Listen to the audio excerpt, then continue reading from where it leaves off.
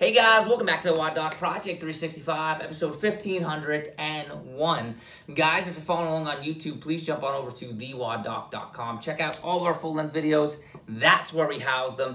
What we're talking about today is placement of the weight belt. All right, I have another thing that I would love to talk about as far as how tight we put the weight belt. For today, we're going to worry about placement. And for many of you, this might feel or look pretty high. You can see it's well above my waistline. And in fact, what I try to do is I try to position it between my rib cage, between my lowest rib and above my iliac crest, so that hip bone that comes on this side. So that's about right here for me. It can move up a little bit or down a little bit, but that's about where I want it, all right? It's very common to see this much lower. You see people go ahead and put this all the way on their hip bones, right? It's confined by their hip bones. They get no compression by it. Not like we want it super, super tight, but if you were to use the same thought process, I wish this was a tin can, but I didn't have one with me. If I use my coffee cup as this thought process, if I was to say reinforce this the best I could, I wouldn't reinforce it. If I was to reinforce it with only one strip of tape, I wouldn't just reinforce it on the bottom. Probably wouldn't make much sense.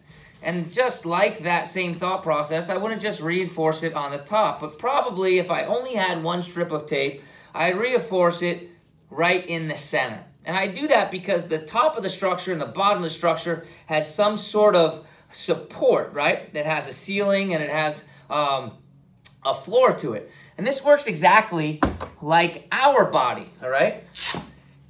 I don't want to have the belt really low because that's like supporting the bottom of the cup. I don't want to have the belt super, super high because that's like supporting the top of the cup. I want to have it in the middle, right? Because our body has a pelvic floor and it has a diaphragm which acts as the ceiling. And then it has this cylindrical device that we call our core. That would be the outside of the can or the coffee cup.